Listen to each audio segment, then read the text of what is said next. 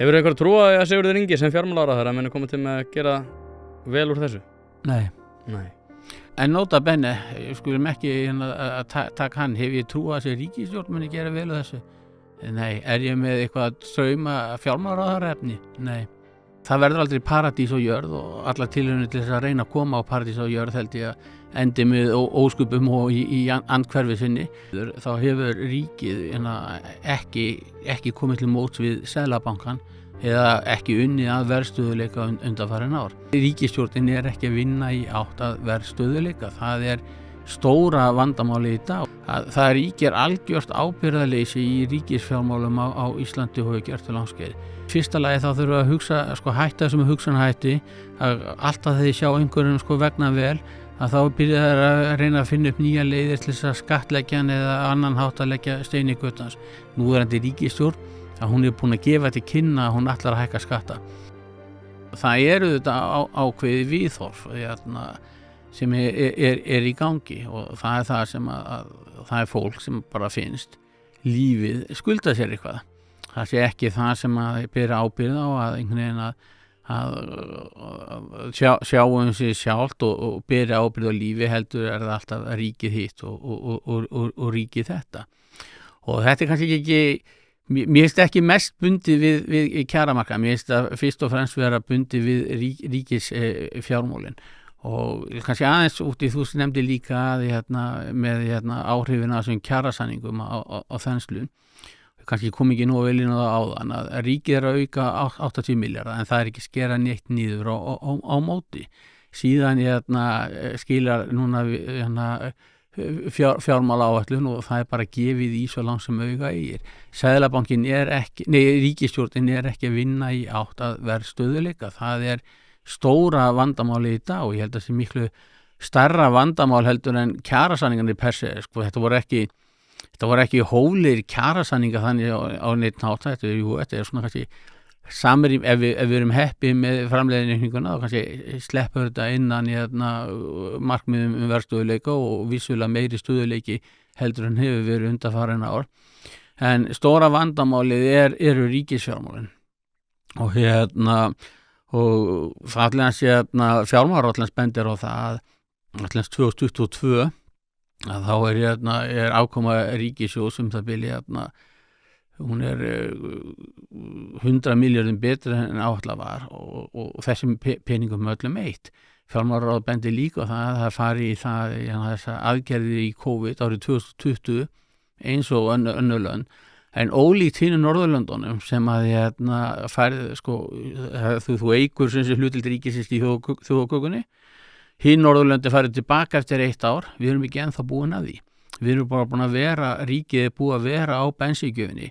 Þess vegna finnst mér mjög ómaklegt þegar að núna síðast forsætisráðherra og fjármálaráðherra líka koma og gera hrópa Seðlabankanum fyrir að reyna að hemja í raun og veru algjört ábyrgðarleysi ríkisins. Og ég held að þetta líka sé rétt að halda því til að haga að Seðlabanki byrja að hækka vexti í 2021.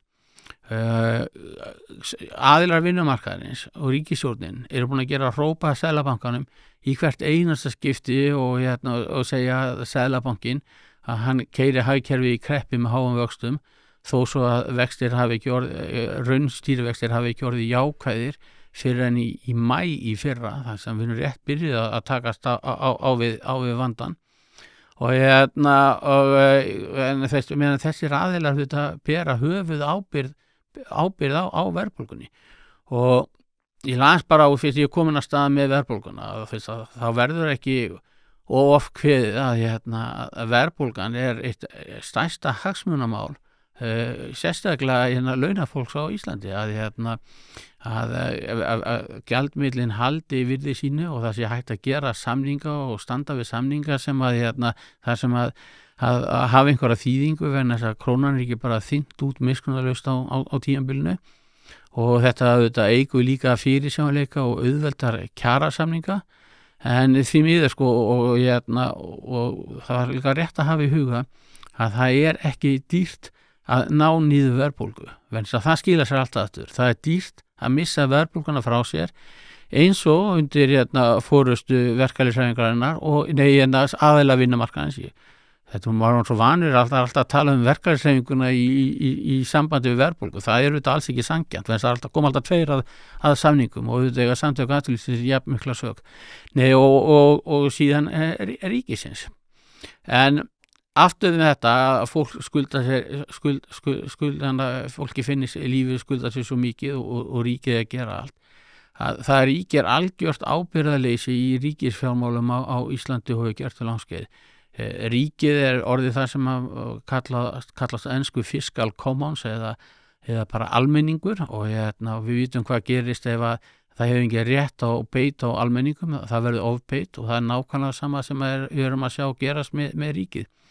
Það alltaf fleiri og fleiri þrýstuhópar að sækja á ríkið og fá til sín og yfir skilgrein sem einhver réttindi, það er ekki lengur fjárútlát í hitt og þetta heldur þetta allt orðið skilgreint með lögum sem réttindi hinn og þessa hópa og síðan maskað yfir þetta með hallarekstur á ríkinu og þannig að fólk finnur ekki beint fyrir því og þannig að stjórnmálamenn þeir forgangsraðhaldinu og það er líka erfitt fyrir það á forgangsraða vegna þess að leið og þeir ætla að skera einhvers staðar niður að þá hoppa allir upp og segja þetta séu réttindi sín og þetta kannski svona stærsta pólitíska áskorunin á næstu árum sem hvað ætlar að gera við svona hluti eins og almannatryggingakerfi. Við sjáum í Frakklandi þá hefur þetta kostað nokkra forseta pólitíska lífið eða allar verulegt pólitísk kapital og við sjáum í Íslandi með almannatryggingakerfi að gamalt fólk það kýs mikið og þess vegna reyna allir stjórnmálamenn að tryggja sér þann hóp. Þannig að almannatryggingakerfi það vex og vex þrátt fyrir að stefnumörkunni fyrir einhverjum 30-40 árum síðan var það að við erum með þriggjastoðakerfi sem að væri einkasparnaður, síðan lögbundin lífeyrissparnaður og loks almannatryggingakerfi fyrir þá sem að einhverja hluta vegna hefði ekki getað tryggt sér annað þessu. En núna almannatryggingakerfi að það svona að fara að verða í raun og veru borgaralaun fyrir eldra fólk þó að svo hafi aldrei verið ætlunin.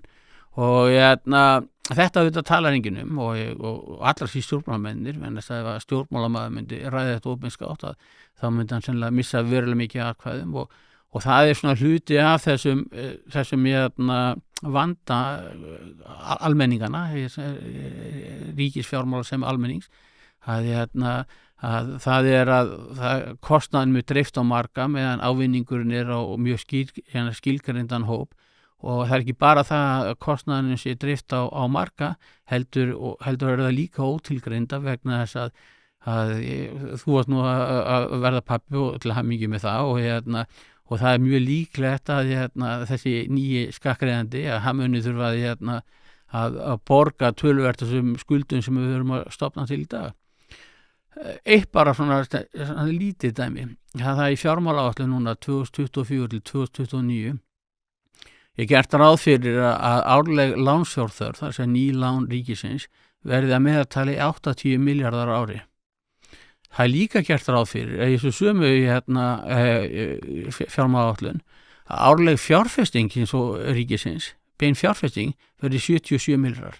Þannig að 3 sem 80 þetta þú bara horfur á þessa tölu sem nettótalan að það við erum að slá skuldir áfram til þess að fjármagna neyslu.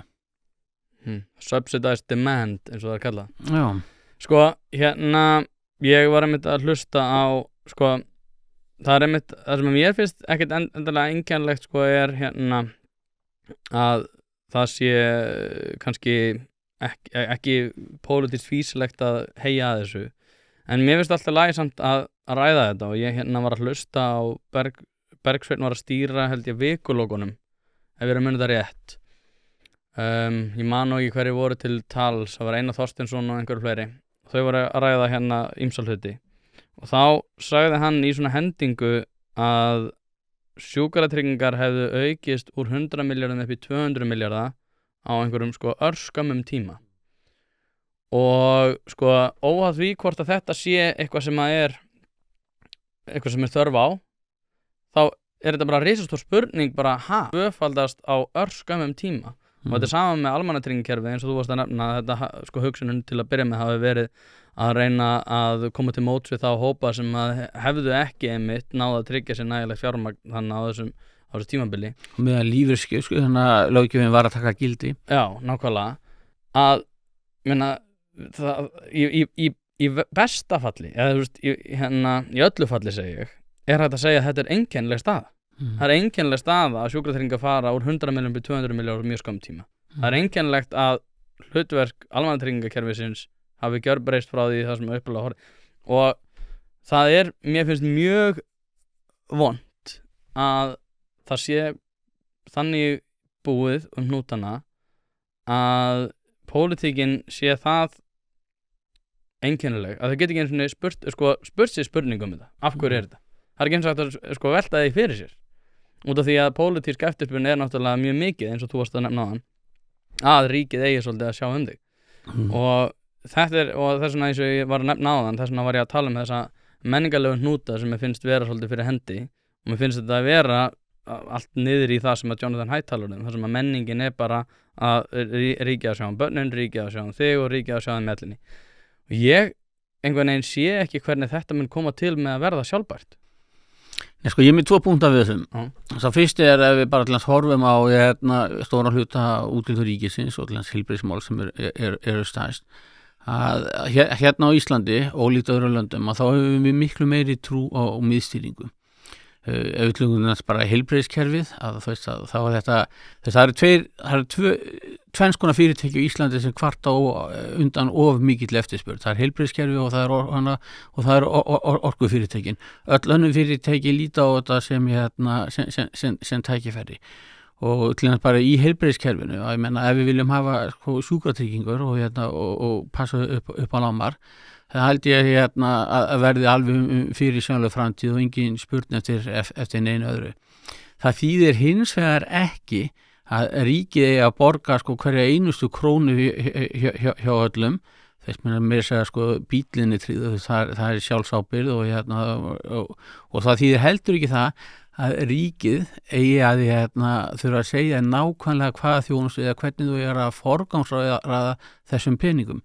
Öll önnur og í þriðja lagi þá þýðir það heldur ekki það að ríkið eigi að útiloka samkeppni og eitt að gera þetta. Nánast öll önnur lönd hafa leyft meiri eða hvetja til meiri einkarekstrar í heilbrigðisþjónustu en við erum á Íslandi.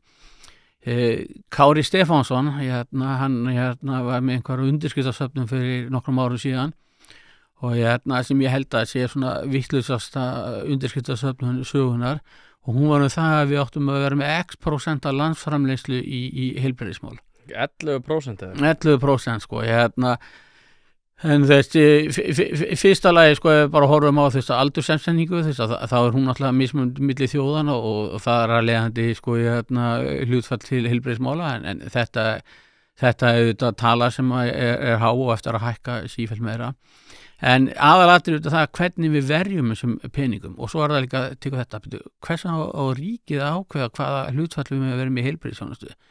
Ef að fólk fengi að velja meira hvernig heilbrigðisþjónustu það velur sér að þá kan bara vel vera að þetta væri 15% eða 18% þannig að fólki hugsa mikið heilsu sína og er rand heilsu sína og það vill góða þjónustu og það er bara mjög algengt, það er líka fáir sem vilja ræða það opinberlega vegna þess að öll getum við þurft að leggja undir hnífinglæknunum en ég heldur að margir læknar séu sammála og halgir og þar óttast að þegar þú ert með kerfi sem byggir á skömmtun þá getur ekki búist við að fá góða þjónustu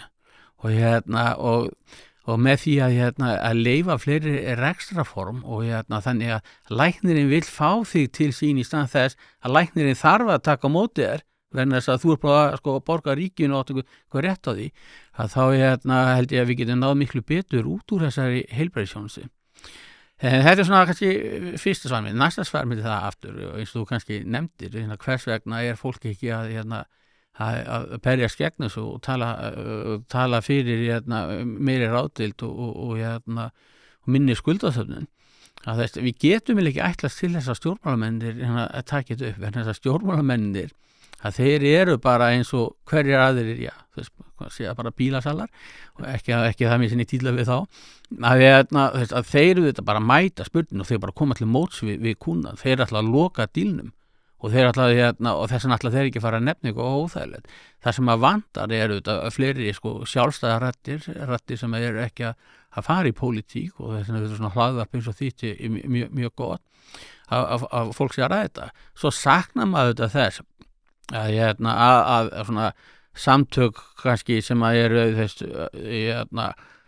bæði mættu þetta verkalýðshreyfingin nefna meira en ég held að hún sé kannski svona ekki alveg eins þingjandi og ég en þess að sagt maður svona aðeins og samtaka atvinnulífsins og svo bara fleiri frjálssamtök, félagasamtök og fólk úr háskólanum að blanda sér inn í þessu umræðu og taka þátt í þessu. Og þá þetta búum við til spurnina og ef almenningu vill hallælaus fjárlög og skuldletna ríkissjóðs þá veit ég alveg lofa því að almenningu færa mjög fljótt. Hérna út af því við erum að tala framleiðni, hérna ég skrifaði meistarritgerðina mína Landspítalann, tók mitt viðtal við fjölmarga, ég tók mörg viðtöl við stjórnendur og óformleg og formleg og ég tók formlegt viðtal við hérna Runólfur Pálsson þar sem hann einmitt sagði bara nánast, ég ætla ekki að svona gefa honum einhverja forsendur en hann svona fannst þetta næstu, hann sagði bara við þurfum að geta rætt framleiðni, sagði bara ég veit þetta óvinsælt hugtak hjá okkur en við þurfum að geta rætt framleiðni og ég allavega því sem að ég tek úr því sem að úr þessum viðtölum og allt sem að ég var að gera þarna var að mér finnst einbeiting svona hvað ég var að segja umræðunar hvar við erum svona kýtast með þetta einkarekstur opinberrekstur. Ég held að hann sé svolítið hann misplaced svo ég fá að sletta. Ég held að þetta eigi ekki að snúast það. Ég held að við þurfum að byggja þetta kerfi upp á því að við fáum sem mest úr þeim mannafla sem við erum með.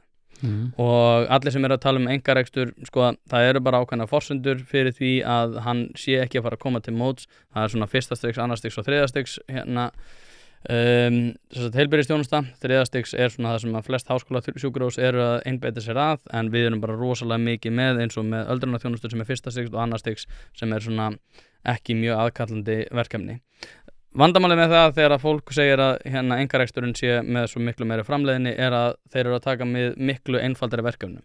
Annað, ef þeir væri ekki að taka móti einfaldari verkefnum þá er það líka þannig að ef að það kom upp stórkostleg slys og verða mjög kannski fjölmargir þá þurfa að vera fyrir hendi á háskólasjúkrahúsinu og opinbera rekstrinum, þá þurfa að vera fyrir hendi mikil sérþekking.